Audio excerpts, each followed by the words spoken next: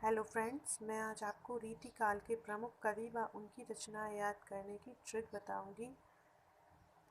रीतिकाल की पहले कवि हैं चिंतामणि, जिनकी 3 रचनाएं हैं: रसविलास, श्रृंगार मंजरी, कवि कुल कल्पतरु। और इन्हें याद करने की ट्रिक है, हम शब्दों को कोरिलेट करके याद करेंगे। तो हम इसमें शब्द पकड़ेंगे चिंतामणि, और चिंतामणि में शब्द पकड़ेंगे चिंता, और चिंता से हम इनकी तीनों रचनाओं को याद करेंगे।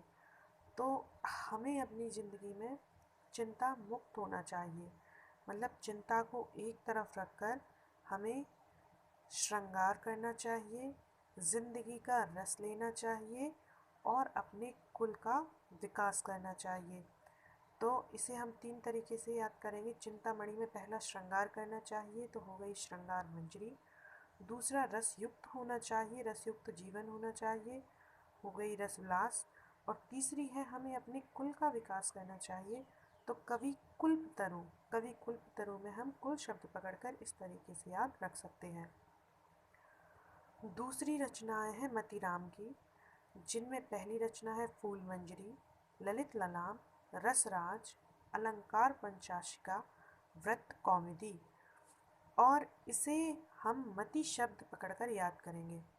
मति, एक मति हम अपने दिमाग को भी कहते हैं, जैसे मति मारी गई है, वैसे ही मति यानी दिमाग। तो हमें अपना दिमाग, अपनी मति कैसी फूल फूल जैसी रखनी चाहिए। और फूल कैसा होता है? रसयुक्त होता है।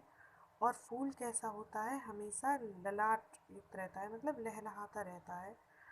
और फूल एक कैसा होता है? वृत्त के आकार का होता है। तो इस ट्रिक के साथ हमें 4 रचनाएं याद हो गई हैं मतीराम की। पहली है फूल मंजरी, मतलब हमारी मति फूल की तरह होनी चाहिए। दूसरी, फूल रस युक्त होता है, तो दूसरी है रसराज। तीसरा, फूल ललाट युक्त होता है, तो तीसरी है ललित ललाम। और चौथा, फूल वृत्त के आकार का होता है, तो चौथी है व्रत कौमुदी। और एक अलंकार पंचाशिका भी याद रखनी है, ये भी बहुत महत्वपूर्ण रचना है। इसके बाद हम भिखारी दास की रचनाएं याद करेंगे, जिनकी 2 रचनाएं हैं श्रृंगार निर्णय और काव्य निर्णय।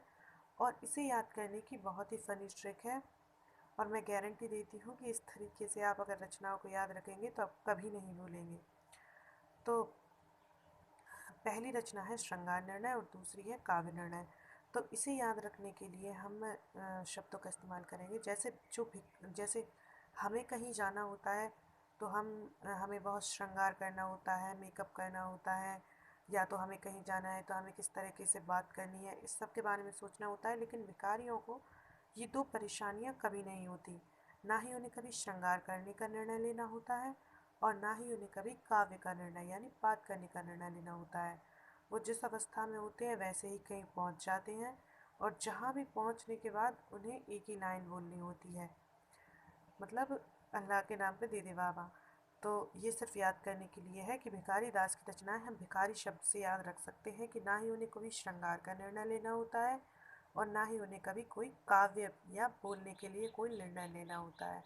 तो श्रृंगार निर्णय और काव्य निर्णय, भिखारी दास की दोनों रचनाएं याद हो जाएंगी। अगली रचनाएं हैं कुलपति मिश्र की, जिनकी रचना है रस रहस्य।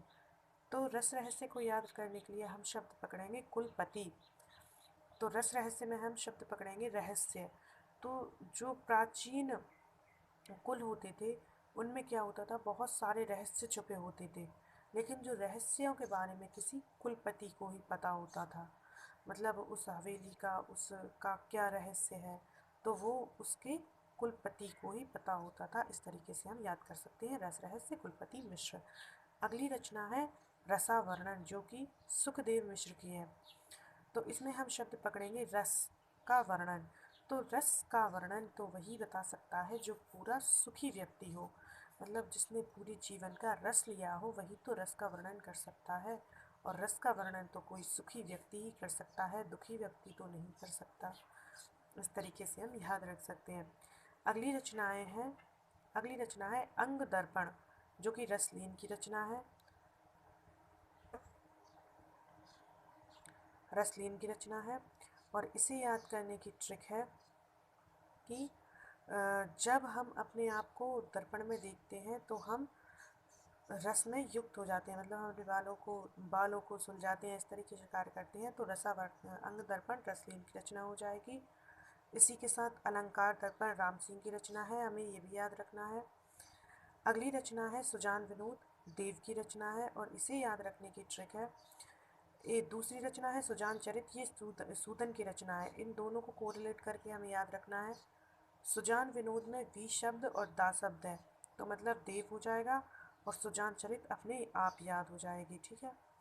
अगली रचना है रसनिधि की रत्न हजारा और हिंडोला, और इसे याद करने की ट्रिक है कि जिसके पास हजारों रत्न होंगे तो वो तो रस की निधि होगी, मतलब उसके पास तो बहुत सारा रस होगा, तो वो तो रस की खान हो जाएगा, मतलब रस निधि। अगली रचना है इश्कलता और इश्कनामा, इन दोनों को हमें एक साथ याद रखना है। इश्कलता और इश्कनामा में लता और नामा पर ध्यान देना है हमें, जिससे कि हम याद रख सकें, तो हम इश्कलता याद करेंगे। अब इश्कलता क्या होती है? लता जो होती है किसी प्रकार की बेल होती है, और जो लताएं होती हैं वो क्या होती हैं? घना सा जाल बना लेती हैं, तो हम इस तरीके से याद रख सकते हैं, इश्कलता घनानंद, मतलब घना जाल बना लेती हैं लता, और इश्कनामा अपने आप याद हो जाएगी। अगली है आलम केली, जो कि आलम की है। अगली है ठाकुर ठसक, जो कि ठाकुर की है, और ये दोनों नाम से याद हो जाएंगे। अगली रचनाएं हैं भूषण कवि की, चूँकि भूषण शिवराज भूषण के दरबारी कवि थे, इसीलिए उन्होंने उन पर ही अपनी रचनाएं लिखी। पहली है शिवा बामनी, दूसरी शिवराज भूषण, तीसरी छत्रसाल दशक, ये भूषण की रचनाएं हैं। अगले हैं द्विजदेव, इनकी रचनाएं हैं श्रृंगार बत्तीसी, श्रृंगार चालीसी, श्रृंगार लालिमा। अगले मोस्ट IMP कवि हैं केशव दास, और इनकी रचनाएं हैं कवि प्रिया, रसप्रिया, रामचंद्रिका, जहांगीर, जसचंद्रिका, रतन बावनी, विज्ञान गीता, नक्षिक वर्णन और छंदमाला। और इन्हें याद करने की